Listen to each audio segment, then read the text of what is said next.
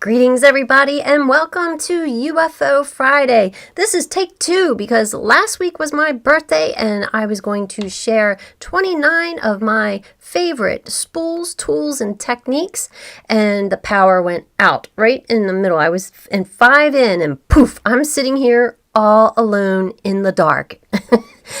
So we got past that and hopefully we won't have any issues today. So if you're just joining me for the first time, drop something in the comments section so that I know that you are here, because I am broadcasting not only out to YouTube, but also I have a live audience in a Zoom room with me, so that is really exciting. So I see we have Sheila from Connecticut, and she's wishing me a happy birthday 2.0. Yes, we are going out to dinner tonight, and we're going to celebrate. I think I'll have a fine, I don't know if you call it a glass, but I'll have some bourbon tonight. I like bourbon, as long as it's diluted, iced down. And we have Megan Murphy from Maryland. She's a first-timer here. Hi, Megan. You probably found me on that Facebook post that I put out, either to the Maryland quilt group or Frederick group. So welcome. I'm glad to have you here. So a lot of comments are coming here. Not my first time, but it has been of a time. Yes, she's been here before. I recognize your name, Chris. And we have Austin, Texas. Wonderful. So glad to see that you all are in here with me today. So we're going to pick up where we left off before. So my name is Michelle Umlauf. If you don't know me, I'm a national educator. I work with a couple companies. Sulky is one of them. I've been with Sulky for about 15 years now. It's hard to believe. I mean, I don't know. I'm still 29, right? And then I started working with Clover. Oh, that's probably been at least 10 years ago, and I got a promotion. I'm a brand ambassador now, so we love Clover supplies, and I'm going to show you a few of those today. So it's going to be like a nice medley of everything, some of my favorites, but I think there's plenty more. It was really hard to narrow down the list, that's for sure. So I will have some giveaways for you. And what I'm going to do is, after today, I will run another report here that has everybody's that registered for it. Okay, so we had a pre-registration so that you could join me in Zoom. And then that way I would have your name and your email address, and I'll use this list to draw from. So that's where the purpose of having a registration this time. So there were a lot of people that registered. I don't expect everybody to come because it's inconvenient. At 3 o'clock Eastern time is noon out in California. And the reason I do hold it at 3 o'clock is because historically that has been the best time to do this. And I've talked to some of my other colleagues, and yes, 3 o'clock is that magic hour. So for you people that have to work, you have to make a living, I apologize for that, but this is recorded so you can watch it later, okay? And you can pause it whenever you want, so you can make a pit stop if you have to. So today we'll probably run an hour and a half, I'm going to say, maybe a little bit more than that. And one other announcement I want to let you know is I spoke with Pam DeMoore. If you're not familiar with Pam, she's just amazing. She's a good friend of mine, but she is doing her event next week, and I will be presenting during her 24-hour webathon. And thank goodness. Yes, the Decorating Diva. Can somebody drop in her website for me, pamdemore.com, so the other people can see how to spell that? So Pam is doing a 24-hour webathon, totally free.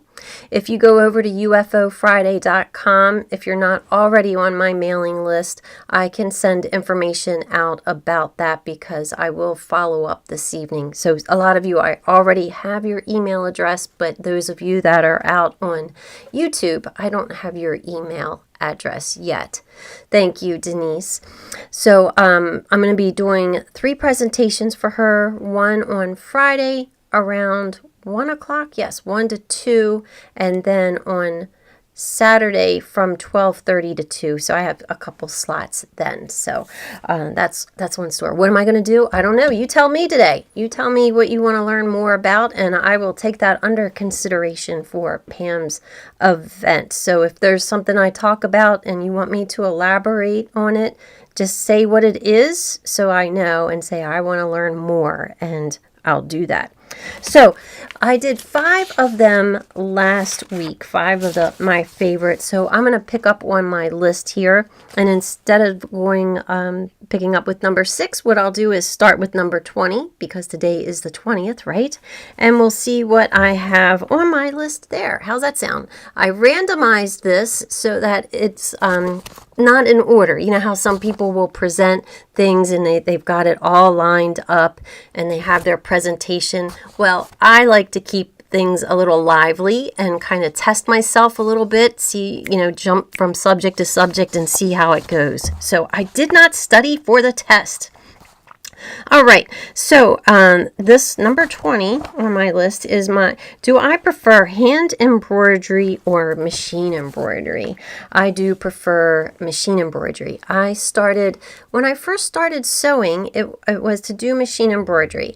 My mom had an embroidery machine, and I was a little bit intrigued by that. And in, I want to say 2007, I went to my first sewing show in Chantilly, Virginia.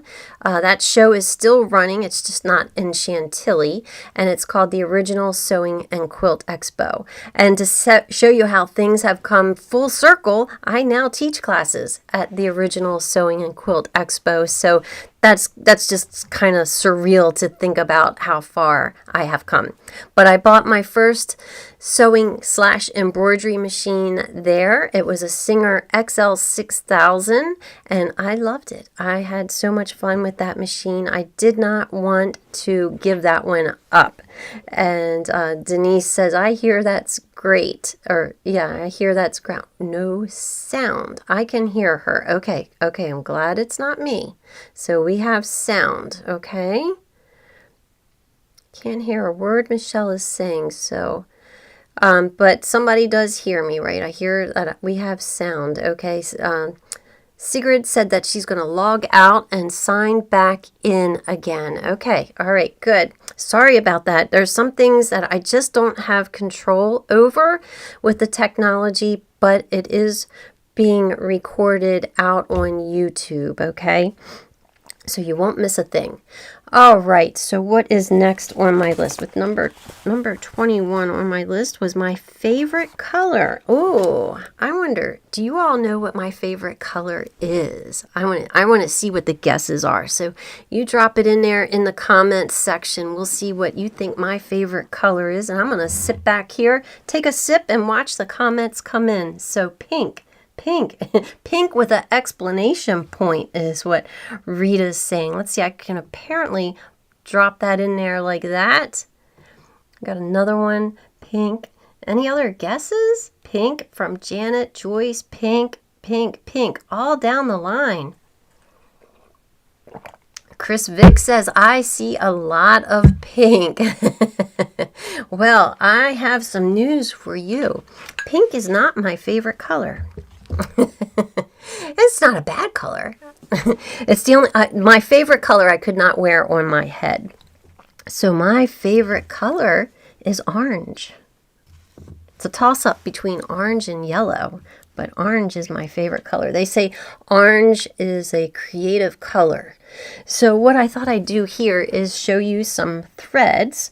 So this is, and what I really wanted to point out to you, sometimes this is hard to tell with orange, but what I have here is rayon thread and polyester thread. And I just want you to see how these colors might vary a little bit, depending on the light, the sheen of them, and whatnot. That really makes a difference in that. But these two over here are cotton threads, and you can tell the difference between these because this one is a 50 weight thread. Oh, look at that. I got an orange fingernail right there. This one is 50 weight thread, so it's nice and fine, or finer than this one over here. This is a 12 weight thread. So I just thought I'd bring these up for you so that you could see them and see the difference between different threads and how the same color looks differently. And by the way, that color is 1078. It's called tangerine. So let's hear it for tangerine. Is anybody shocked that orange would be one of my favorite colors? Now it's like one of these, I'm trying to stand the spools up and they're all falling over. So orange, we have orange. Let me look at my list again. So I'm not very good at stuff like this. Oh, my favorite pin. Ah, that's a good one. So my favorite pin, Clover has probably about 13 different pins. Did you know there are 13 different pins out there? I had to do a little bit of study. I see I'm very shocked. Bright and shiny and kind of neon for the orange. Yeah, there are about 13 different pins. In fact, I made up this little sampler once before to show you some of the different pins that Clover has. So all of those, they're all different. Similar but different. Then we have these, the flowered head pins, and then some other specialized pins. So all of those pins. I plan on doing some deep dives this year, and I'm going to go into things like that. Why are there so many pins? What do you do with those different pins? But my favorite of them all is called a patchwork pin. And here we have it right here.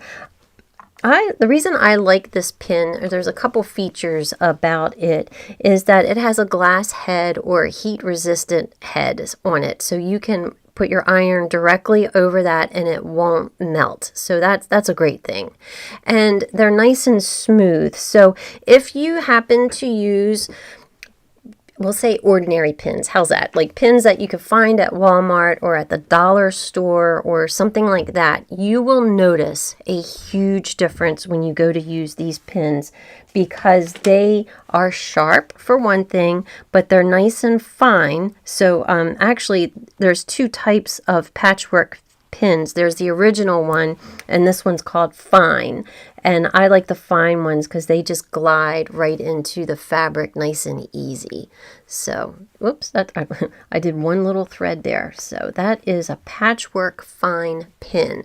What brand are the pins? The pins are by Clover. So thank you for asking me that because I don't sell anything and that is not why I do UFO Friday. So if you see something on here that you like, go ahead, drop it in your Amazon cart to remind you of what it was that you like, or you can get that from your local quilt store. Support them.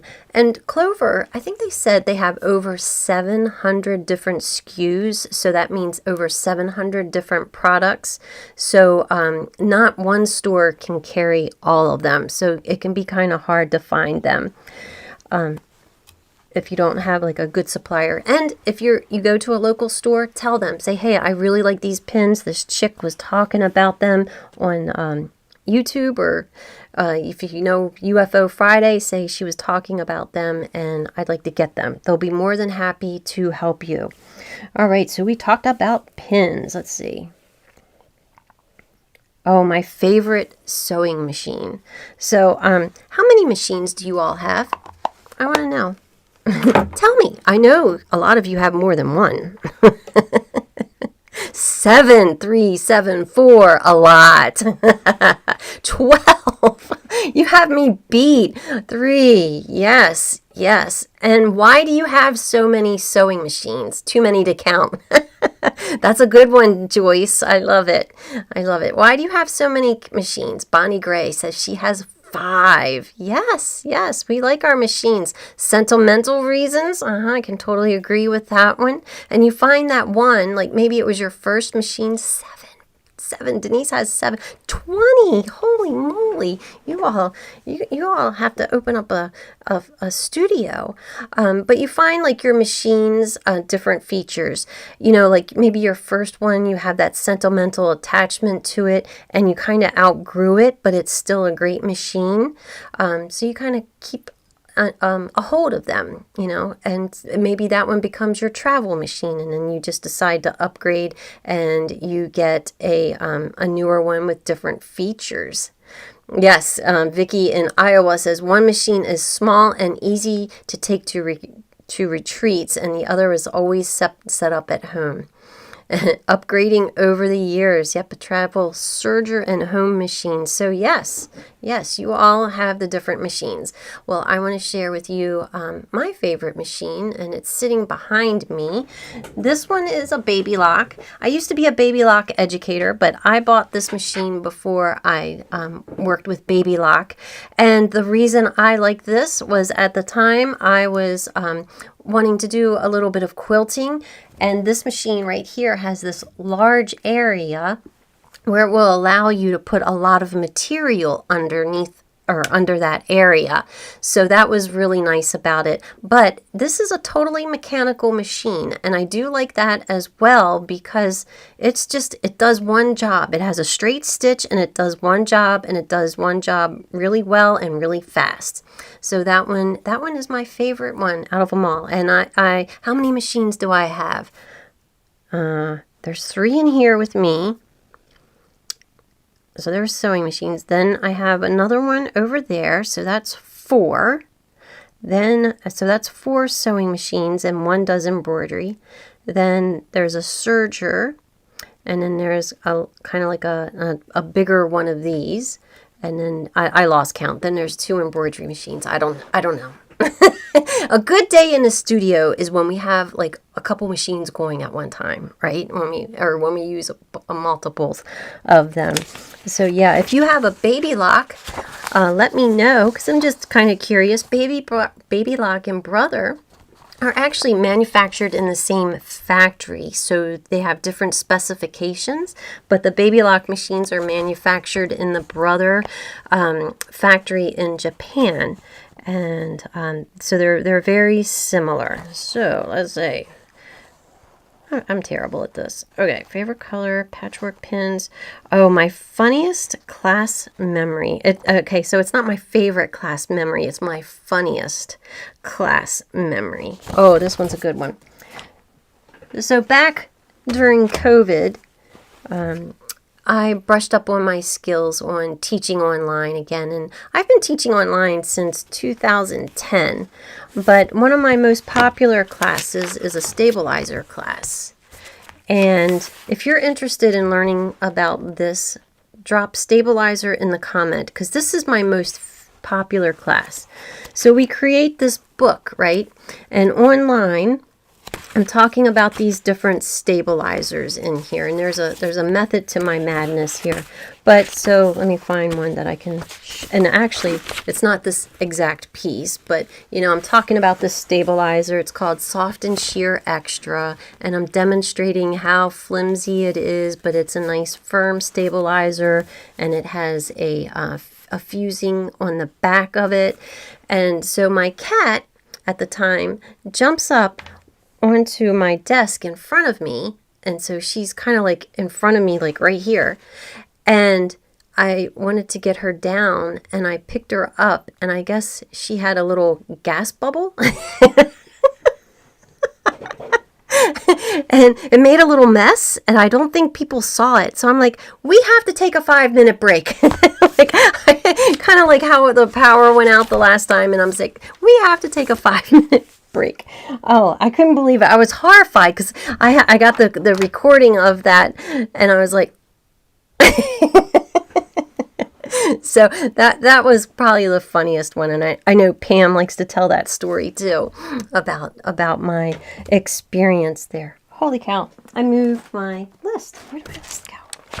Oh, here it is. Okay. So color, machine, the cat. Okay, my favorite class to teach. Well, I told you about that embroidery class, or I'm sorry, that stabilizer class. And probably one of my favorite classes to teach as of late is the when I teach the beginners. The reason I like teaching beginner classes is one, as I do it more and more, I figure out more and more about sewing machines, right? And so how like the tension really in the thread and the needle all really play hand in hand. So, you know, I get to learn more and more about that. But why I really like teaching that class is inspiring people, because oftentimes students, I teach the class at my local community college, Frederick Community College, but students come in from all different backgrounds. And generally they're adults. It's for the Institute of Learning and Retirement, but there are some younger people that take the class, and so they're getting back into sewing after having a break, for example, or they want to learn from the very, very beginning. And I just love being like kind of like their big sister in the sewing, because it's changed so much over the years, right? You all know how much sewing has changed. And now that I work with Clover, I have so many great tools that I can share with them that makes sewing, I say, fast, fun, and easier than ever, right? And now I'm adding better because of the results you can get. And I love at the end of the class, they come in, they don't know anything, but then by the end of the class, they feel confident in using a machine, and that's just like the greatest reward ever. So I like knowing that I'm kind of out there sharing my love of sewing with people that are new or returning to it, and inspiring them to continue sewing. So that has to be my favorite class. Oh, my favorite fabric.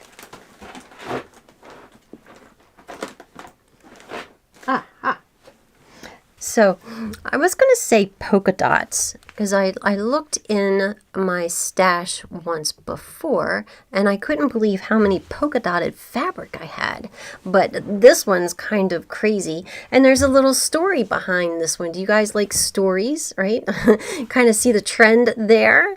So one of my friends, she had an addiction, I guess. It was an addiction.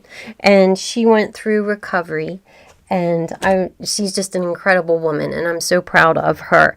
And I was like, you know, I'm not going to say her name, but I'm like, you know, I am super proud of you.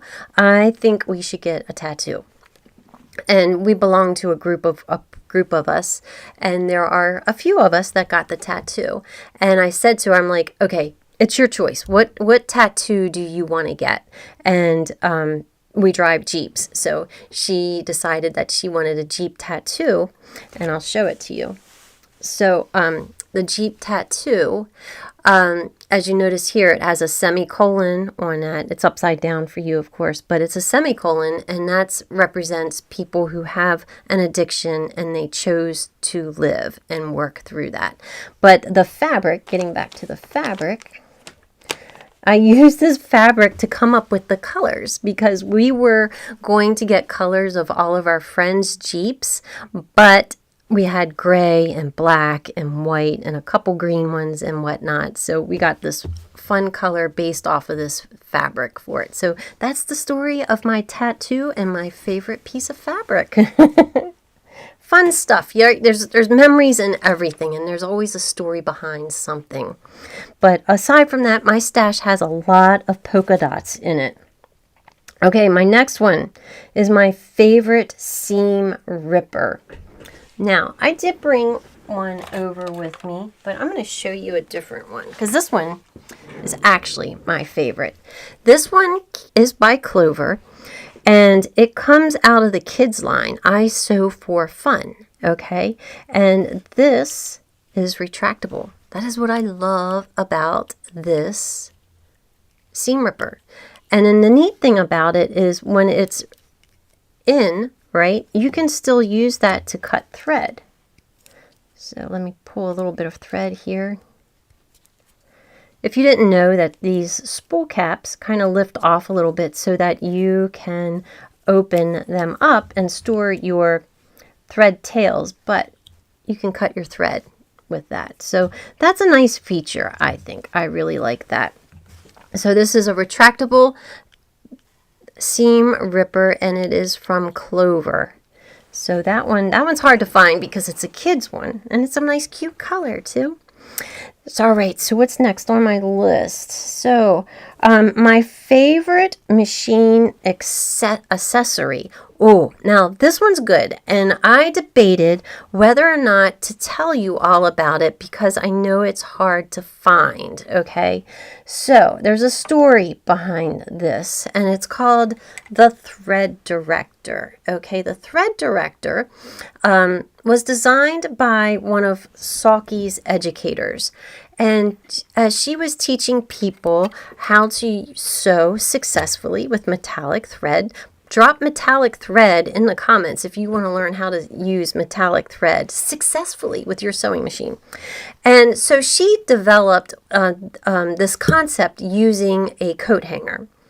And I see metallic threads coming through, yay. So she had mentioned this to somebody, and they developed a sellable product. And that's what we have here, the Thread Director. Let me put it on the other view. And what it does is it goes onto your machine so that it's like in this position. So let me show you the machine back here so you can get oriented. So on my machine here, I would either put it on a vertical spool pin or my bobbin pin. Okay, so you can see how it's going to be mounted onto the sewing machine. Okay, so the Thread Director then changes the orientation of how that thread comes off. Okay, so now if we're looking down on our sewing machine and our first thread guide is going to be like over here, okay, the thread is going to come off. This might be better to explain big camera wise. So the thread is going to come off nice and flat and straight from here, okay?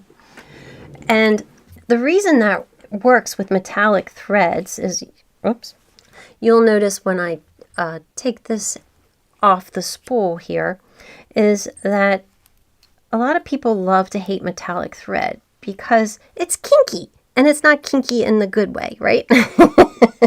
Not in the fun way. But you got all those little twists. And if you use your metallic thread in any other orientation, it's going to do the same thing up here. It's going to be a little kinky coming out this way. And if you have your thread in a horizontal position coming off like that, it's still kinky. So one of the keys, I'm not going to go into all the details, is to put it on a vertical spool pin so it can come off like that, okay? But back to the Thread Director. The Thread Director just changes the orientation just a little bit so that the thread lays like this and comes off like that. So as you can see, it makes it lay nice and flat, and it will spool off of there very evenly. So that is really nice. And it works amazing. So when I wrap up my metallic thread, I don't wrap it up like this, okay? What I choose to do is to put my thumb over it and wind it up like that because it's a flat thread. And this is going to keep it nice and flat on the spool. So I've had other threads that don't play well in the sandbox from time to time. I saw a heart come popping up on me. Yes, this is great. Hard to find. It's called the Thread Director. But I've had, on this machine behind me, I was making something, which I'll show you a little later. And the thread kept breaking, and I'm like, I cannot possibly teach this as a class if this thread is going to break every few stitches, right? So put the thread on the Thread Director, and it worked amazingly. The bobbin ran out before the thread broke again, so that I was totally convinced after that. And I really believe if you have a fussy thread, that this is the go-to tool. So I've been kind of thinking about it. I don't know how how short term this could possibly be, but I've been learning some business stuff lately, and I have found this product for sale, or that I could buy it and sell it on my own. I don't know that I'm interested in going that route, but this is definitely something that I love and highly recommend. I have sold a bazillion of them in the shows when I worked in the booth with Sulky. So the Thread Director, there's the Thread Director 1, is like, that's the original one that I showed you. And then there is the Thread Director 2 that will hold 2 spools of thread. All right, my favorite machine feature. Okay, this one's a good one. So I have a Baby Lock Solaris, and those of you who have brothers, that is known as the Luminaire. I can't remember the new names of them. I know Baby Lock's new one is called the Radiance. I'm not sure about the brother version of that. I'm kind of outdated a little bit. But my favorite feature on that machine, the Avenir, thank you, Ada, is the IQ, or the IQ Designer, or it's called My Design Center. Is that right, Ada, on your brother there, your Avenir? And I fell in love with embroidery all over again when I got the Solaris, because the IQ feature, IQ Designer, will allow you to color with stitches, right? So I could scan this fabric panel into the machine, and it would post it like up, well, you can't see it, but up beside me, you know, it's like an iPad over here. And then I could use the features to color in the stitches. So if you imagine that this is up on my iPad, it's not an iPad, it's not nothing like that, but I'm using my little pen and I'm just like saying, oh, I can see where this is, and I just want to color these stitches in there. And that is how I did this. I did that, and I figured out how to do the straight lines here, and I did not quilt that. It's too perfect for me to have done that by myself. So here's another example of a little one that I did with that.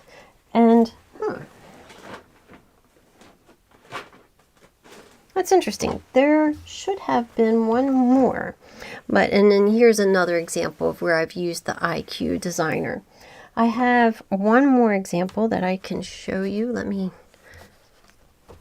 switch out. It's hard being a one-person show and operating all this stuff. But if somebody was helping me, I don't think they'd be able to keep up with me. So here's another one. This one was actually featured on, what's her name? Elaine Roche with Designs in Machine Embroidery. So I used IQ Designer, the features of it, for a lot of different things. But this was a plain black fabric over here, and I didn't really like it. It was just too plain. So I painted in the stitches along this border to break it up a little bit, and that was really kind of cool, because I got a compliment from somebody I don't know, and she commended me on using a lot of the features of the sewing machine for that article. So that was pretty cool. So down here, I remember this is where it met, but if you do it in a interesting way, like making it a little jagged, you won't really see where it meets up. But otherwise, you wouldn't really be able to tell that after the fact I was able to paint those stitches in there. So that was really a lot of fun. I feel like sometimes I come up with good ideas, and a lot of times I can't. But that was one of them. So that IQ Designer. My favorite sewing gift. Oh, this one's a good one. So, one year for my birthday, somebody sent me a gift, and it's always been my very favorite thing. So I'm going to switch over so that I can see you all now. Hi, I can see everybody now. I'm looking on a different screen. And here it is. I'm going to show you. I want to see if that person remembers it. Do you remember this, Mom? My mom made this for me. It's a little cupcake, and it is super cute. So the little cupcake has some pins in it to make up like the little icing parts of it. So that's my favorite sewing gift. It was a pin cushion. So cute. But yep, I like it. All right, so we're moving right along.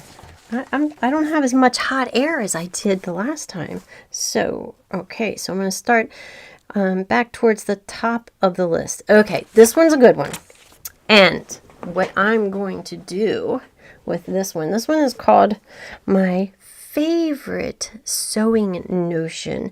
And if you've been following me for a while, you know what that favorite sewing notion is. But now I'm saying, oh, I'm like, I had it earlier and I had it in my little pocket up here. It kind of freaked me out that I didn't have it. So my favorite, hands down, is the fabric folding pen. And so what this is it's a barrel, okay? And it has water in it. I filled it up with water. And it has a little bit of a secret sauce that goes in it. But you know what? I think I forgot the secret sauce. Let me grab it over here.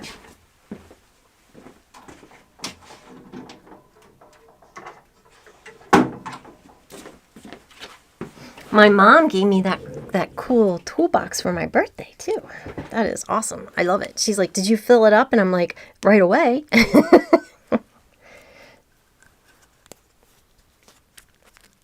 Okay. So I have the secret sauce here. This is just happens to be an older bottle of it. So you can buy the secret sauce by itself. Okay. So what I'm going to do is put a couple drops of this into this barrel. This is the fabric folding pen. Okay. I just put 4 drops in there. And it's a solution. I really don't know what is in it. A lot of people ask me, is it glue? And it's not glue. And so you'll shake it up a little bit. I use this a lot, but I fell in love with it when I started doing demonstrations for Clover. And I couldn't have a sewing machine and an iron because there just wasn't enough room on my little table. So I used the fabric folding pen. So here you see I stitched something together, and I'm going to squeeze this a little bit because that was dry, and I'm going to run that along the line of stitching. Okay, so what it's going to do is, this is better than pressing. So I'm just going to fold that over like that, and I do not have to take it to an iron. It's fine the way it is. When I work at those shows, you know, I just kind of toss it over to the side and leave it set, and it's going to be nice and flat. You would think that I pressed it, but I did not. Now, if you're impatient and you want it to dry quickly, then you can put your iron over top of it, but it's not necessary. And I tell people this pen works forwards and backwards because here I have a piece of fabric that has a little crease in it, right? So let me get my fabric folding pen. You know how you buy fabric off the bolt and it has that crease in it? Isn't that annoying to get that crease out? Well, the fabric folding pen will take care of that for you. So you just run that on the little wrinkle, crease, fold, whatever, and just let it dry, and it will come out and be flat.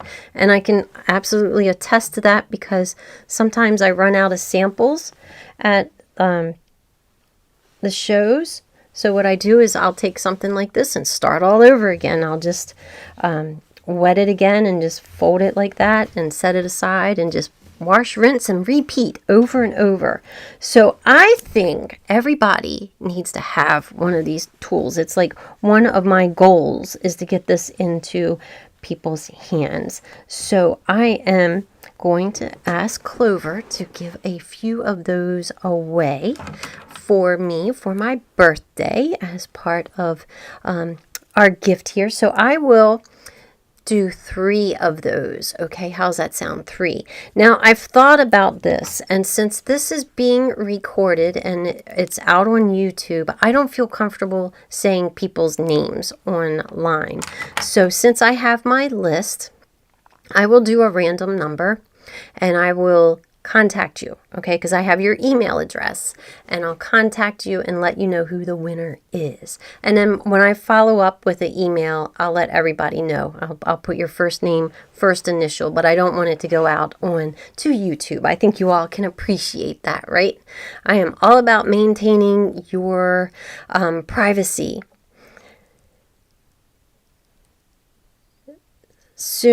How soon does it dry? The fabric folding pen, it dries pretty quickly. It depends how much you use. I used a big amount there. The pen, the tip itself will get saturated over time, and it will come out kind of wet, very wet. Okay, so what I do is I will just store it with the cap off to let this dry. And I'll tell you, one thing that I learned recently was after years of using this, it started getting black. And I was like, ooh, that's not good. So this comes out. I can pull that completely out. And what I did was I soaked it in a diluted bleach water, and they cleaned up. So just keep that in mind. I rinsed it, of course, so it wouldn't bleach anything else, but they cleaned up fine. So just keep that in mind. If it's wet for a long period of time, it could probably grow a little bit of mold on it. So yes, it's kind of like a starch solution. It doesn't take much of it to go into that. So I'm just taking a look at the comments. Awesome. So I see great hint. Yes, great hint. Thank you. All right. So what else is on my list? I'm starting back at the top where I left off. The fabric folding pen. My favorite ruler is just your standard 6x12 ruler, acrylic ruler. Nothing fancy about that. That seems to be the one that I use the most frequent. The other one is 6x24. But one of the things, the reason why I like the 6x12 is if I have to make something for a class, I generally base it off of that ruler. It's usually, if I have to do squares, they're going to be 6 inches by 6 inches because it's just easy. But yeah, a nice, good acrylic ruler. And there's plenty of them out on the market. So the next question. Oh, this one's a good one. My favorite thimble. Okay, if you know me, I do not do a whole lot of hand work, right? But working with a company such as Clover, I've discovered that they probably have 13 different thimbles. And I was like, really? We only have 10 fingers. Why do we need so many thimbles? And working the shows, it's so fun to be exposed to other people like that. And some of the ladies are very particular about their needles and their thimbles. So what I have done is I went to the thrift shop. I love Goodwill. We have a new Goodwill here in town, and I found, let me pull this up a little bit. I found one of these vintage jewelry boxes that is perfect for all of my thimbles, and I think I do have all of them. I'm missing, okay, so I don't have these two in this leather one right here, but I have just about one of all of them. So my favorite thimble out of all of these, let's see, let me move this up a little bit more so you can get a good look at them. It's kind of like a box of chocolates, isn't it? Which one? So it has to be this one. This is the open-sided thimble. And the reason I like this one is because of fingernails. So that is the design of this one. to allow you to have the fingernails in there. Yeah, I know I could get them cut because like if I were to use this one, it would only be my fingernail inside of that one. But yes, so this is something that I can do for like your quilt guilds or a store or something like that. Bring this along with me so we can do like a thimble fitting. So I'm very happy to do that for you all. And then these are the leather ones. These were a special edition at one point, but here's the leather ones. A lot of people like that. This one, from what I understand, people use it to do sashiko. So it would go on your finger over here as you do the sashiko. So like I said, handwork is not exactly my thing, but I know just enough to kind of get me by on something like that. So does anybody have a favorite thimble out there? And would you be interested in a deep dive on thimbles to get to know the difference between these and when you might want to use one over the other? So if you want to learn a deep dive on thimbles, just type in like DD thimble and then I'll know. Thimbles sound fun. I see that comment. All right, where's my notes again? All right, we talked about thimble. Oh, my favorite technique. Ada, DD thimbles, yes. My favorite technique. So, this machine behind me, right? It's kind of like a quilting machine and kind of like a combination of that and some stabilizer.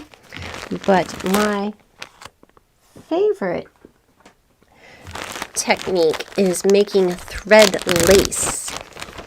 So what I have here to show you, I have a couple of these, but this is a scarf that is made completely out of thread.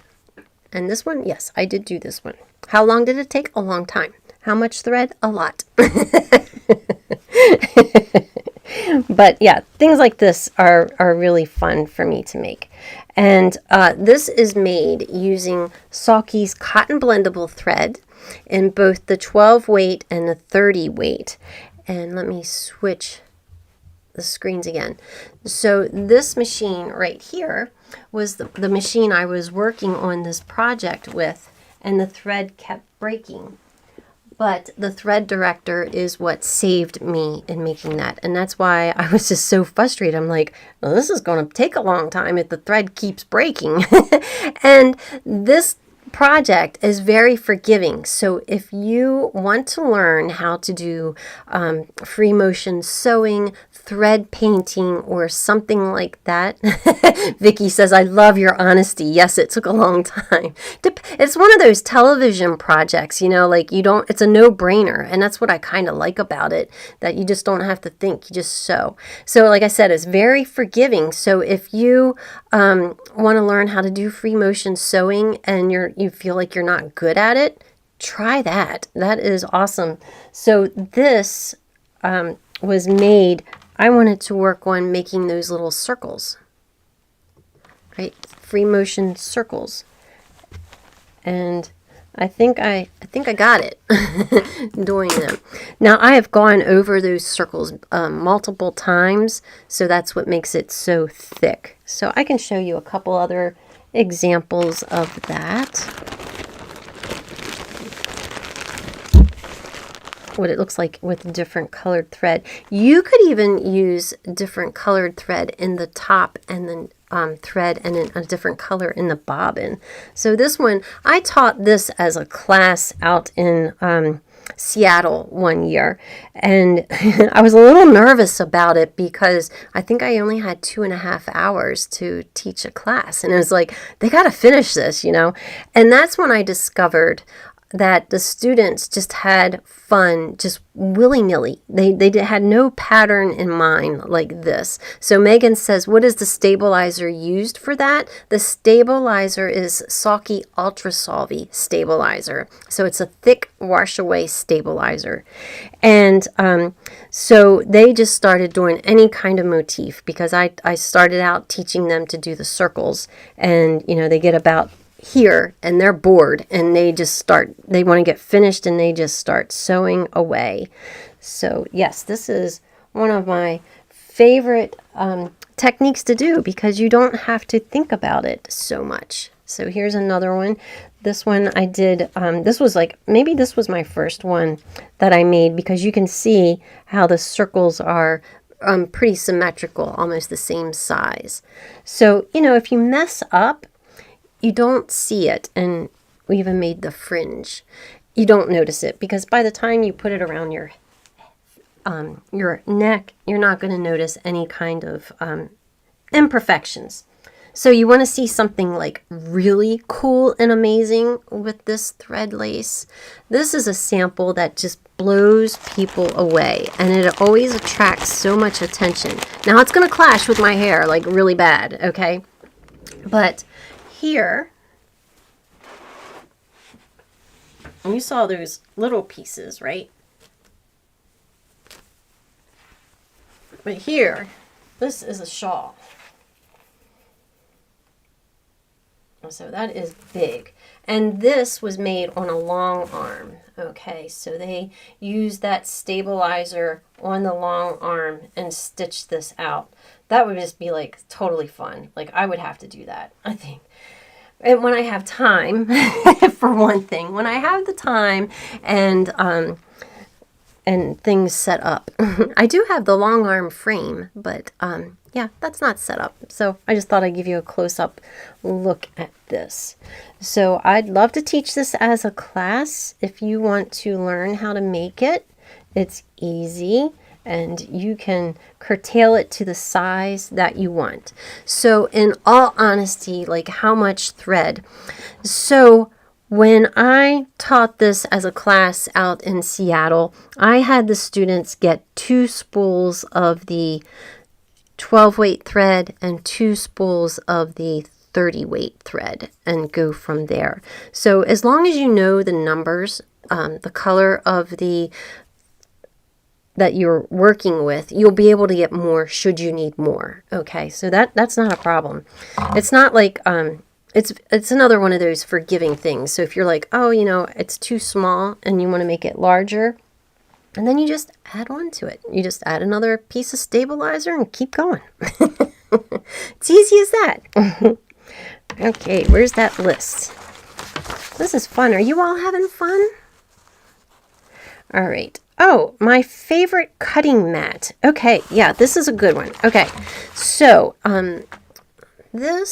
some of you have seen this before, and maybe you haven't, but the company here, they're called So Tights, and what they have is a magnetic cutting system, okay? So the mat that you see on the bottom there is like it has like a I'll be just blunt. It probably has some sort of metal in between it. It's a self-healing mat. It's a double-sided mat, but in the middle, there is some sort of metal, okay? And what you see there, the green pieces that are on top of the ruler are magnets. So the ruler itself is magnetic, so it sticks to the mat. Plus, if you need more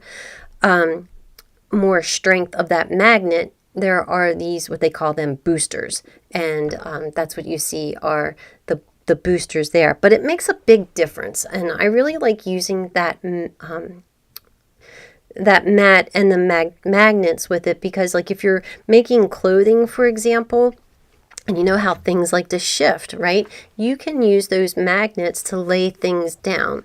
So I've cut stabilizer, and I usually have stabilizer by the bolt, so when I roll it out, it has those bends in it because it's been folded up on the bolt. But I can get it nice and flat by using those magnets on the magnetic cutting mat for that. So a lot of people don't really know that that kind of product is available, and that's part of the reason why I wanted to share like my 29 favorite things. So I will admit that it can be kind of pricey. So it's one of those things like if you're just starting to sew and you're going to want to get into it for the long haul, maybe you might want to start with something like that. But then if you've been sewing for a while and you're looking to upgrade your cutting mat, that could be an option. Sew Tights, SEWTITES, has these available. I do have a affiliate link that I can share with you if you're looking for them, but they have more than just mats. They have magnets that can act as pins in a way. So you have to go to their website and check it out. It's SEWTITES, Sew Tights. Oh, you can kind of see it in that picture, sewtights.com. All right, so yeah, that's a really nice cutting system, and the girls that work there, they're so nice. I see them at the shows very frequently. Okay, so the next question I have for myself, this would be fun, like if somebody could ask me these questions, is which do I prefer, rayon or polyester thread? I do that sometimes. I prefer rayon thread. So here's the story. When I started sewing, when I got my first sewing embroidery machine, the dealer said, so which thread do you want, rayon or polyester? And I'm like, I don't know. And I'm like, what's the difference? And she basically said, well, just pick out the ones that you really like the colors the most. I had no clue what thread I was getting, but I chose the rayon thread and I haven't looked back. So I chose the rayon thread and found that it was a perfect match for me because there's a lot of creative things that you can do with it. And one of the things is doing like freestanding designs in a way. And I want to know, do you have an embroidery machine, and like, are you new? Like, are you new and like afraid of your embroidery machine kind of thing? Like I'm afraid to even start, even think about hooking it up and start stitching something, because what I'm about to show you was one of the first techniques I learned on my embroidery machine. And it is so easy and it looks phenomenal. So this isn't the actual first thing, but it's not, it's the same principle. So do we have any newbie embroidery people out there, or anybody that's interested in learning how to do machine embroidery? Type embroidery in the comments so I know. So this started out as a challenge project, and I am the queen of UFOs, okay? So this is all done free motion style, okay? So let me show this to you up close. I mean, not free motion, freestanding. Freestanding, meaning like it doesn't really have anything in the background. So I see a couple of people that are like, yeah, embroidery. We want to learn how to do this because you said it's super easy. Oh no, Susie, that means it's time for a new one. She says her embroidery machine is now outdated, so she can no longer download designs, and that is so disappointing. I'm so sorry. But there are some really nice ones out there. All right, let's take a closer look at this. So, everything on here is not embroidered on this, okay? So they have kind of like the same principles. Let me see if I can get that lighting a little bit better. Some colors don't show up as well as others, so we'll do it like that so you can see. So on a piece of stabilizer, I stitched out these little like stems, okay? And then there's a technique that you burn it out. So you're just stitching on stabilizer. You really don't have to worry about hooping or anything special like that. All you have to do is just change the thread on the machine and let it do its thing. And then this is kind of similar, except it does have some fabric in it and it's a different type of design. But again, it is super easy. Maybe a little bit of hooping in here, but as you can see, it's forgiving. So as far as the particular stabilizer that I used, it was not a Sulky stabilizer. This one is, some people know it as Texture Magic. There's so when you apply steam to it, it shrivels up, okay? And that's what gives these flowers like a really nice texture to it.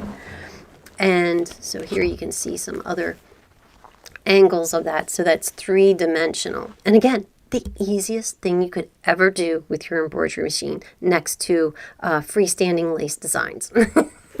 Super easy. And then so to sew it on, the only thing that I did was I carefully used like an invisible thread and sewed around the outline of that to tack it down. And then like in these flowers, I also used an invisible thread just to tack that down in the middle there. And that's it. So easy and fun and rewarding. It's like instant gratification.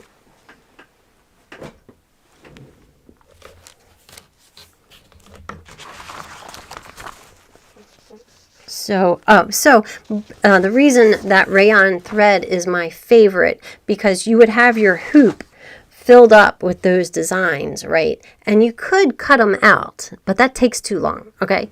So what you use is it's like a soldering iron, if you will. It has a little metal hook on it, and you use that soldering iron to burn out around those designs, either both the flower that was just all stitches or the flower that was the fabric, and you burn them out. The rayon thread is important because it doesn't melt with that hot heat. It withstands the hot temperature a little bit more. So that's why rayon thread is my favorite. I got a little carried away there. All right, so we got that. Oh, okay, another favorite notion of mine, and I think I should do 3 more giveaways of this, and these are Clover's fork pins. So yes, these are one of my favorites. So I really am not a quilter, okay? So they make me look like I'm a quilter. So I have these little patches here. All right, and this one, I had it folded out, folded up. So we'll do the little ordeal again with this. So see, I did a thinner line that time. And I'll open that up. Okay, then I have my other one here. So we want to do to the dark side. Okay. It's getting kind of messy in here. I have things all over the place. That is UFO Friday. That's okay. Okay, so I will open this up again. All right, so the fork pins come in really handy when I want to line these two things up. Oops, gotta do it this way. So I'm going to use my fingers and nest the seams. So if you know anything about quilting, you know how you kind of want to interlock these seams together, okay? So I can kind of feel that it's nice and smooth right there. And I'm going to take this fork pin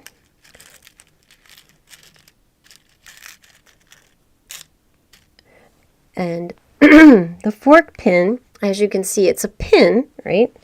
But it has like it's 2 pins in one. See that? It's 2 pins in one. So I will take that and I will straddle that seam right there and I will stick this in there. It's very sharp. Okay, very sharp. So I just stick it in there far enough that I can feel the pin touching my fingers, okay? Otherwise, it'll probably go through your finger. It's like really sharp. These are made by Clover as well. Clover fork pins, F-O-R-K.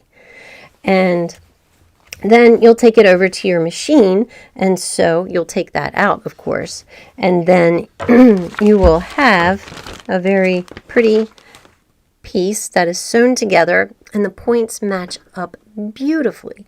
This really helps for that. I thought I brought something over to show you, but I didn't. So this is another one of my favorite notions, the Clover fork pins. So Vicky wrote something down here. I want to take a look at what she wrote. Oh, okay, you're having a conversation with Susie. Okay, I won't read that all over. Oh, thank you, Ada. She says that has been a great presentation. Thank you for sharing your knowledge and time. She has to run, so she'll be able to catch up with that in a little while. And Debbie says the fork pins look really handy. Yes, they are nice. They are nice. That's Clover fork pins. And 3 of you will get a package of Clover fork pins. Chris Vick says, I'm getting a lot of good hints and tips. Thank you for all this information. You're very welcome. You're very welcome. I have fun doing this. Like, I'd rather just tell you about this stuff, and then if you want it, you buy it. You buy it where you know where you can get it, right? And Megan says she's adding stuff to her shopping cart. Awesome. Okay, so one of my favorite things to watch, we have, what do we have? It skipped my mind already. Is it Fubo TV? F-U-B-U TV? And they have the Craftsy channel. I love the Craftsy channel. And one of the things about that is, I don't do beading or something like that, or the knitting, but when I watch that show, I'm like, oh, I get an idea. I'm like, oh, wow, they could have used this tool to do that, for example. So I love watching Craftsy TV. And it's not, so we know Craftsy online to take the online classes. So this is a little bit different. They are half-hour TV segments. And sometimes I think that they use, it almost seems like they've gone to somebody's YouTube channel and have, and that's the wrong thing to say. So one of the people in there is the Midnight Quilter. I knew her from YouTube, but now she's being featured on Craftsy TV. So it is a professional production. So don't think it's kind of like this, where it's semi-professional. As professional as I can make it. But it's really good. It's very diverse. They have knitting on there, beading. They have woodworking sometimes, and different kinds of shows like that. So, favorite piece of sewing advice. Oh, this one's a good one. I think I probably first heard this when I took Martha Pullen licensing. And, you have people that sew at all skill levels. People that have different machines, different confidence. Sometimes it's, when you sew at a retreat versus sewing at your home, it's a lot different. And so you can get overwhelmed, right? And be kind of flustered because the people next to you are working really fast and you're having problems. So my piece of advice is you are right where you need to be. So if you're behind, it's okay. If you're slower than the other people, don't worry about it. If you sew faster, just get out your phone, kill some time, watch a video or check your email or something. But so my classes, I usually try to keep people on the same page. But yeah, I think we all learn at different rates, and sometimes because of our skill level, and binding, this is what I'm thinking about, is binding, okay? That was oh my gosh, the hardest thing I think I ever learned how to do. Sharon says, thank you for giving me more ideas on how to spend my money. Oh, you're welcome. I am a very expensive friend to have, and I am a very good enabler. So back to binding. So binding, when I learned it, I didn't learn how to do binding. So what I mean by that is I taught myself, okay? And so when you learn from one person and another person and another person, you get confused because none of them do the same technique, right? And so for a while, my skill level was I am going to cut the fabric straight a grain, straight across, and we are going to have strips like that. Match them up. And now I figured I reversed engineered it so that I can make that parallelogram and make that tube. And it's, if I can remember how to do it without having to look it up and reteach myself, I know you can do it too. So if you need to learn how to make binding, let me know. I do binding by machine, and I don't do the hand sewing because I know some of you like to hand sew that on the back, but that's not my thing. That's why I got a sewing machine. But yeah, so sometimes we're right where we have to be. So if I, cutting it on the grain and sewing the strips together, that was my speed at one point. And then I was like, okay, we got to pick up the game, figure out how to try something new. And that's when I learned how to do the parallelogram. Whoops, I changed things up, didn't I? That was my little mouse back here. There we go. All right, I like to learn binding like that. Okay, sounds good. I'd love to teach you. All right, what's next on the list? Oh, okay. So my favorite foot. I can't help it, but you've all heard this before. My favorite foot is the patchwork foot because this one has a lot of different uses, in my opinion. So not only is it good for sewing that 1/4 inch seam allowance, because from the needle all the way out here to the edge is a 1/4 inch. This foot is also great for doing your top stitching. So if you have your needle here and you line up the inside of that toe, you can do really great top stitching with that. And so like I said, I teach the beginners, and I give them this foot to use and tell them about, lining it up and things like that. And they do great. Even the kids. I love teaching kids at Kids on Campus.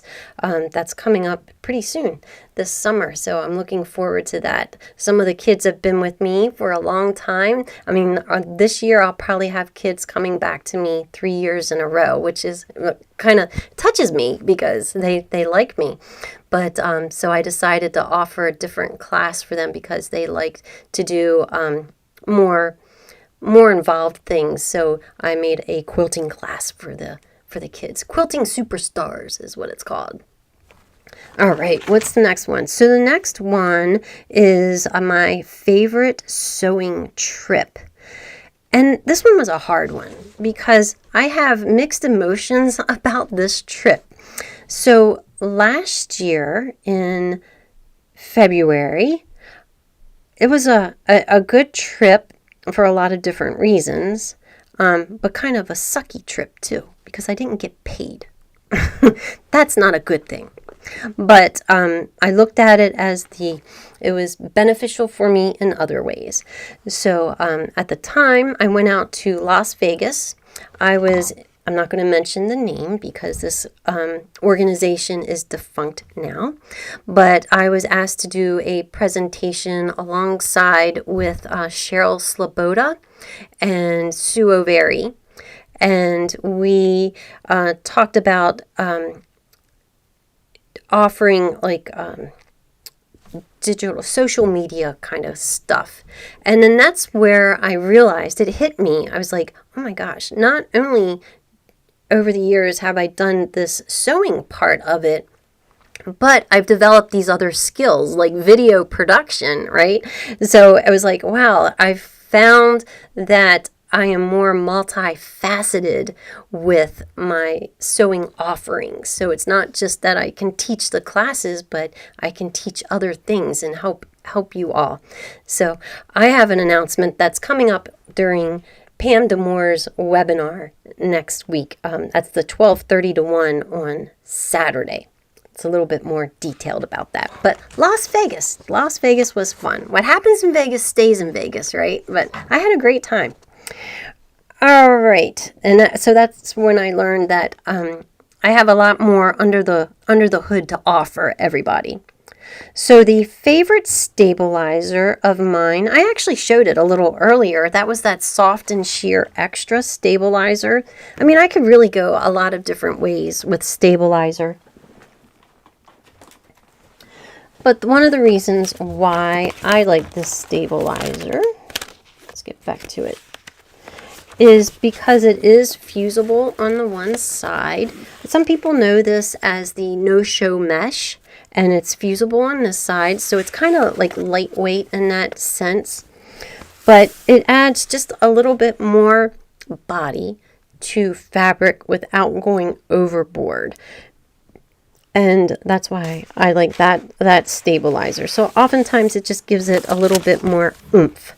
And you can use that stabilizer if you do like an applique project, for example. And have you ever come across an instance where you want to put a light fabric on top of a dark fabric, right? And if you do that, what happens? You're going to see that dark fabric come through to the lighter fabric that you want on side. So if you have, like, we'll say you have a black background and you want to put a white something on it, okay?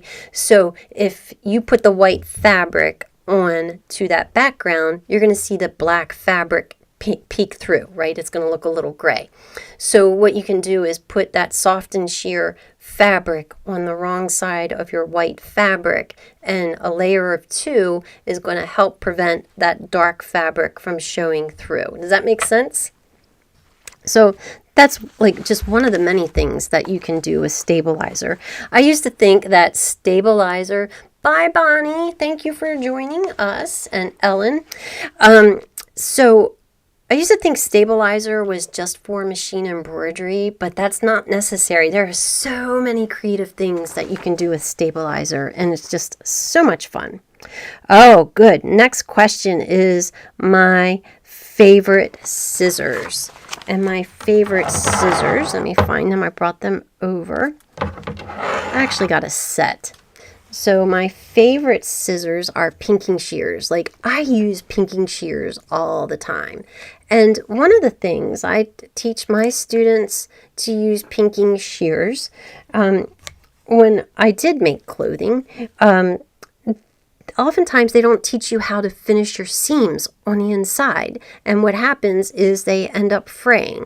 So that's one of the benefits of using pinking shears. But I also like to use them because it adds like a professional touch, okay? So a lot of times when I cut a kit or something like that, I have a pinking rotary blade that I will use, and it keeps the fabric nice. But then when people kind of see something like that, they're like, oh, she did that.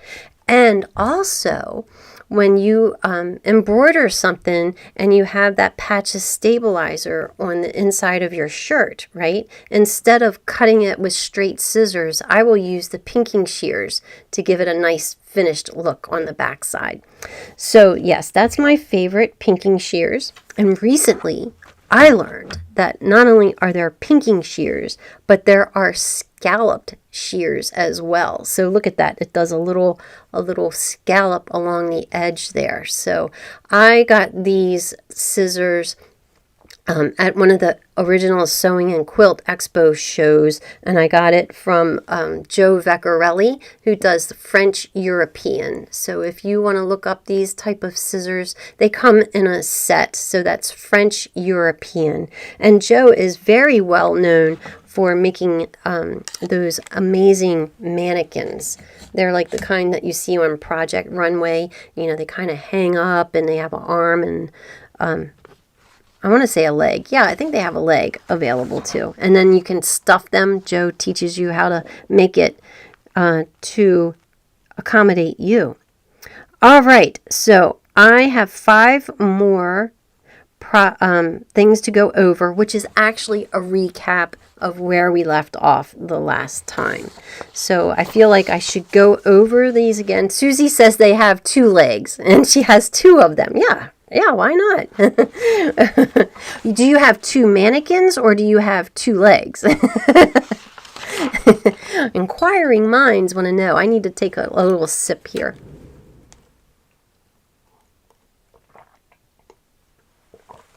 They are really nice. Yeah, she has 2 forms. That's nice. They're really nice quality. He does actual fittings for you too. He will measure you and get one, I guess, closest to size, and then you kind of tweak it from there. So great class. Joe also does the fittings for Dances with the Stars. Dancing with the Stars, right? Dancing with the Stars. So that's where a lot of his work is seen. All right, my favorite place to teach, and last time I told you it was online because I started teaching online back in 2010. So that was way before COVID. And back then I was doing I'm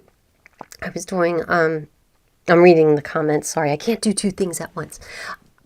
I was doing GoToWebinar, so it has changed so much, and I stuck with it. So I really enjoy doing this, and I like the challenge of trying to present classes in the best way. And I got multiple cameras, so you've seen it before. Like if I have to show you how to sew something on my sewing machine, I just switch cameras to over there. I have my overhead one. Sometimes I'll have like one just set up as a demonstration area. So online is my favorite. I know a lot of people don't care too much for online classes, and I say, well, you just never took my class before. Because I know how to do it, right? Yeah, so I helped found Sulky's online program, and back then we called it Sewing Online with Sulky. Ellen March does it now, and she calls it So What. I lost my train of thought. But yeah, so I've been doing it for a long time, and during the Sulky webinars, I really honed in on my skill, knowing like how much details I have to provide to people. Like, what was your stitch length? What needle did you use? Those kind of things, instead of, hey, this is how we sew it together. All right, so my favorite thread, we talked about this the last time, is the cotton Blendables. So I'll show you a different color. This is actually my favorite cotton blendable thread, the favorite color. I think it's called Springtime. So the beauty about cotton blendable threads is you'll look at this and you'll say, oh, that's variegated thread. Not necessarily. It's close, but not quite variegated. What makes this different than variegated thread is that the color changes are random. Okay, with variegated thread, the color changes are predictable. So if you've ever seen variegated thread, you'll notice how it has that really striped appearance, right? It's just like red, white, blue, red, white, blue, red, white, blue. Blendables thread is a little bit different because it has color changes that are random. So variegated thread might change like every 3 inches, okay? The color changes every 2.5 to 5 inches. So there's a big difference there, and they are random. Okay, so not only are the color changes different, so it might have red might go for 2.5 inches the first time, but then the next time red is on the thread, it might be 5 inches, and then it might be 4 inches, and so forth. Okay, so that is random. Then the color pattern is random, the color sequence. So if we go red, white, and blue, then the next time it might be red, white, blue, white, red, blue, white, red, something like that. It's going to be unpredictable in that notion. So the way that this thread was developed, it's a really cool story from Joyce Drexler, whose husband was the founder of Sulky Thread. It's been probably close to 40 years now. And so she took thread, like rayon thread, and would stitch a little bit of one color, a little bit of the red, then she did a little bit of the white, then a little bit of the blue, and then she developed it like that. So I think that's a really cool story about Blendables thread, and it's really nice to work with. Like I told you, it is available in 12 weight and 30 weight. So this is the 12 weight thread right here. you can see how thick that is. I'll zoom in here in a second. And this is the same thread, just a different weight, and that is 30 weight. So let me get that a little closer so that you can actually see the difference. So sometimes it's kind of hard to see, but this is the thicker of the two. This one's a little lighter. So they're really fun. And you saw that we could make a thread lace shawl with these threads. And it was just these two threads. That's it. Fun stuff. All right, so what's next? The last time I told you about my favorite iron, and I actually have it over here with me. It's not hooked up today, but it is a Lara Star. Let me show this to you. So that's what it looks like. This is the Lara Star Lift. I think they call it the Lift Plus now. I do not have that one. I have the other version of that, and it is the Lara Star Lift. So this is a big ironing system, okay? And it really does a great job at steaming. And that's what I like about it the most, is its steaming capability. Because once you fire that up and use it to steam, it's like a dragon. Compared to like a home iron, it's like a dragon. So flip side of that, I'm often asked about irons and what I recommend. And you know, there are a lot of irons out there. I have the Alicio. I like that one too. But sometimes I find that a regular iron, you know, when we travel in the hotels, we have the hotel irons, and that's all we have. And they get hot.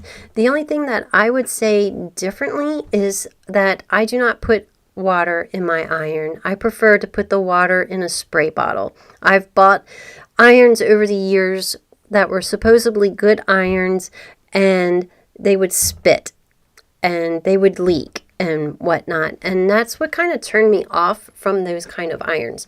The Lara Star, surprisingly, being a top of the line iron, can use regular tap water. Regular tap water. We have well water here. We do have a filtration system, and the Lara Star does have a filter in it that's replaceable, so that's nice. It is a little pricey, but it lasts a long time. And that's why I recommend that. So, you know, like if you're looking to upgrade and you like really want to invest in a new iron and maybe not have to replace it at some point, I would highly recommend a Lara Star. All right, I'll show that to you again just in case you need to see it. All right, my next question is, what is my favorite needle? So I will tell you what my favorite sewing machine needle is, and I'll also tell you what my favorite hand needle is. So my favorite sewing machine needle is a 9014 top stitch needle. And the reason I like that needle is it has become like my universal needle. So you see the threads that I like to work with, the cotton Blendables thread, for example. And some of the stabilizers that I use are going to be a little bit thicker, and that's why I like such a large needle. The downside of using a large needle like that is it will leave a bigger hole, okay? So that's something you have to think about. So just because I say like a 9014 is my favorite, it's my favorite for the type of sewing that I do, okay? So which might be different than yours. So if you go out and you get that 9014 and it leaves like bullet holes in your fabric, don't blame me. I warned you. I warned you. And I see that I skipped this question, and this is the last one. So, oh, I forgot to tell you what my favorite hand needle is. So I have another visual aid for you. Let me set up for that. All right, I have to move this camera up high because it's another one of those big things. I've tried to get myself quite organized here lately. And what I have here is, It's like one of those fishing boxes. And inside here, I have all of Clover's hand needles.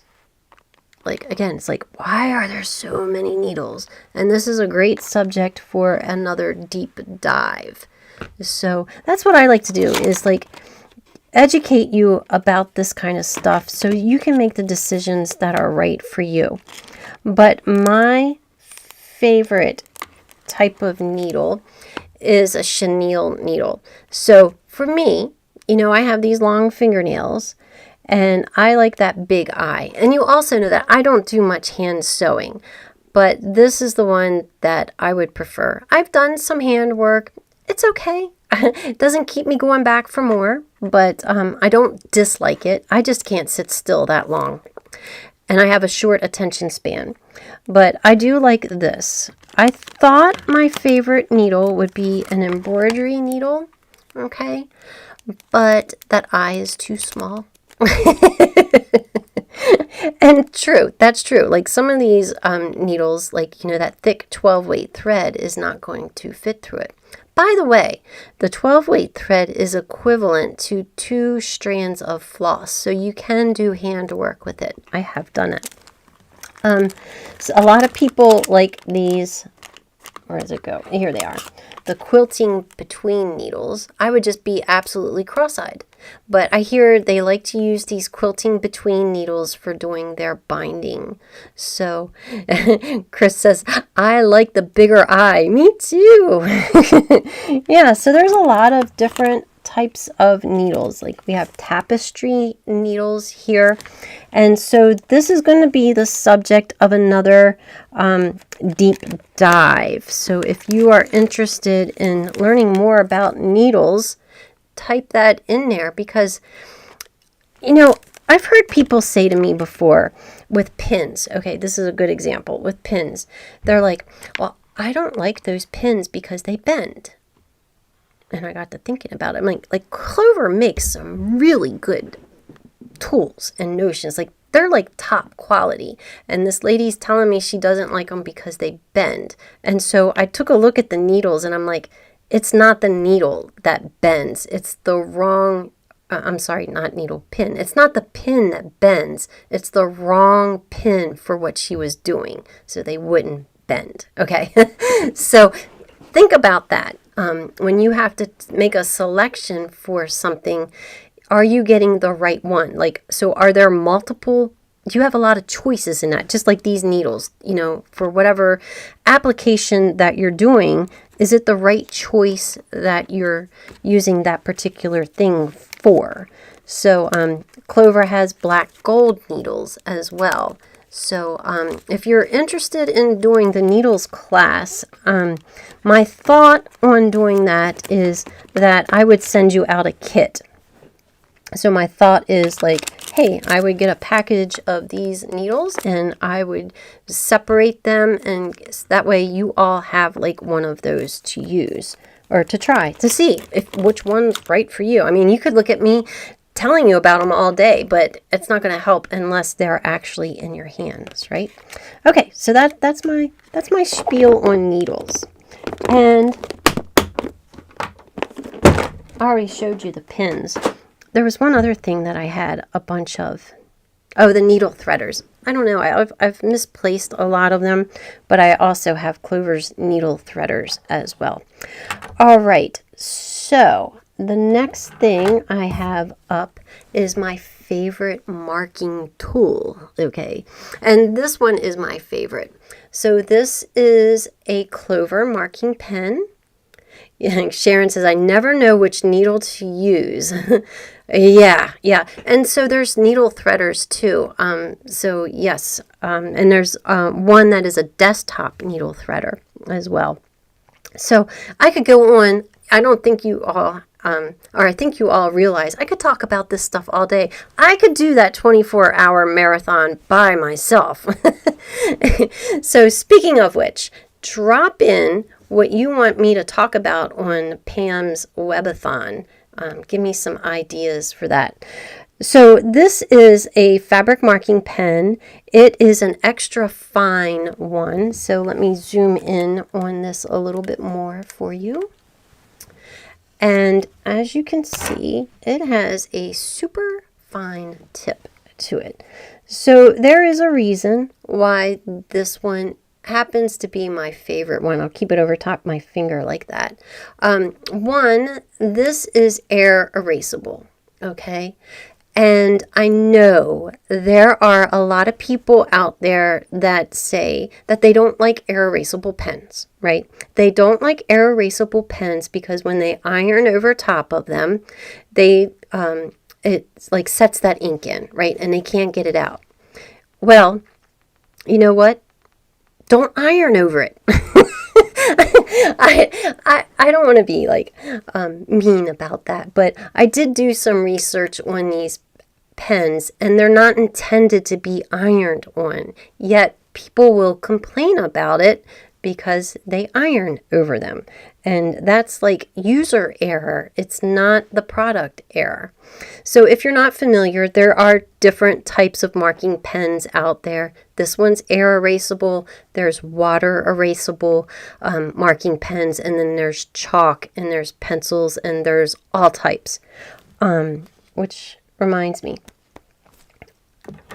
I wouldn't say this is not my favorite marking pen, but I know this is a lot of people's favorite marking pen. It's the white marking pen, and it works on white fabric or dark fabric, and it shows up great. The interesting thing about this is a lot of people don't know is that the ink in here is light activated. So you might put it on your fabric and say, that woman's crazy. This is invisible ink. This is not white. And what happens is you'll notice as, a couple seconds go by, it starts to get darker and you'll be able to see it. This is removable with an iron. So if you don't want to see it, iron over it. And it does not come back. Unlike the friction pens, a lot of people love to hate. You can iron over them and they will disappear. But if it gets cold, the lines will come back. So like I travel a lot, and if I use them on my samples, the friction pens, that ink will come back, but not Clover's white marking pen. Once you iron it, it's gone, and it's heat or light activated. So I think I will give away 3 of these as well. So we're doing 3 fabric markers, fabric folding pens, 3 of these. And then what was the third one? The fork pins, 3 fork pins. How does that sound? Sound like a great idea? So there are going to be 9 winners. That's awesome. That's great. And I have my list there. So do I have any other announcements for you? Because I went through my list. And actually there were 30 things on my list. I don't count so well. So you all, I have like auto-magically for you, added you to UFO Friday as the free membership. So you don't have to go and to UFO Friday and sign up for this. I have your email address. If you're on YouTube, you have to go to ufofriday.com and sign up for it. So what you kind of got a taste of this afternoon was what I do on UFO Friday. UFO Friday is purely educational. I'll take one of these tools and I'll talk about it a little bit more in depth so that you will understand that product a little bit better and that it can help you in your sewing projects. And I think knowledge is power. So the more you know, the more you sew, right? But no, you can take your sewing skills to the next level because a lot of these notions will oftentimes help you do something, but help you do it better, help you do it faster, and it makes sewing easier for us. So Vicki says, such a fun class. Thank you. Looking forward to seeing me on Pam's 24-hour webathon. Yes, I went to her website and I did not see anything on that. So I will keep you all posted about that as I find out more details. I don't even know what time it starts. Vicki can probably tell us, but I don't know. I just know that I have to be there. All right, so UFO Friday, moving forward, is coming up on April 24th. And I'm looking at my schedule over there. You know, I came up with a, what do you call it? Like a schedule of what I'm going to talk about each month. And it's kind of like getting dressed in the morning. I change my mind. I'm like, oh, no, I don't feel like wearing that. I don't feel like talking about that. I want to talk about something else.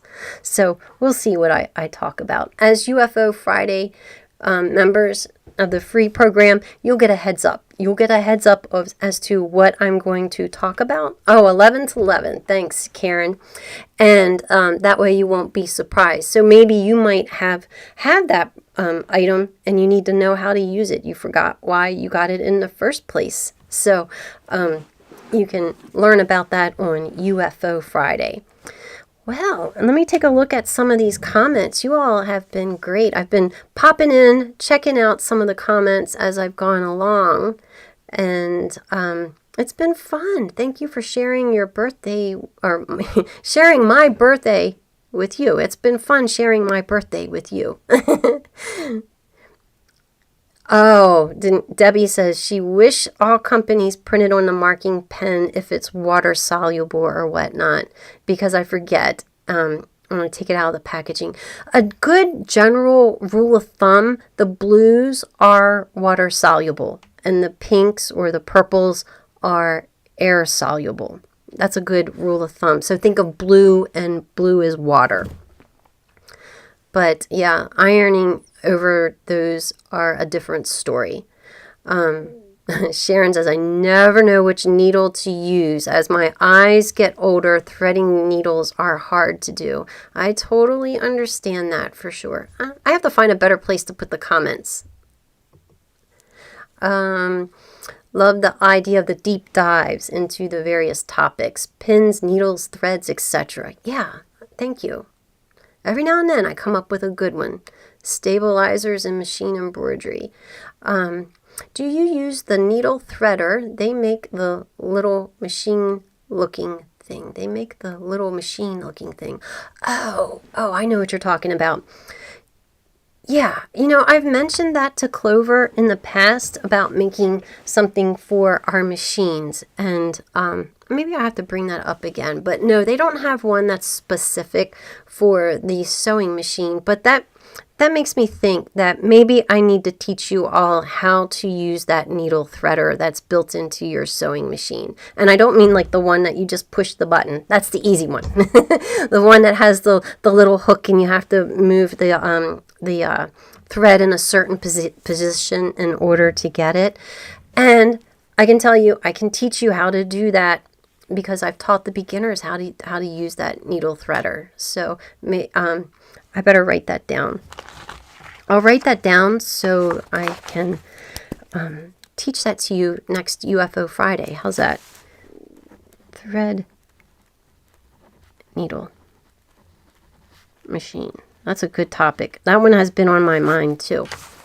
So I see comments in here about the needles and whatnot. So great. So thank you all for answering some of the questions that have come up while we've gone along, like about the forms and things like that. So yeah, well, that's going to conclude UFO Friday. And I'm going to turn off the YouTube side. So YouTube viewers, join us again next month on April 24th. Have a great weekend.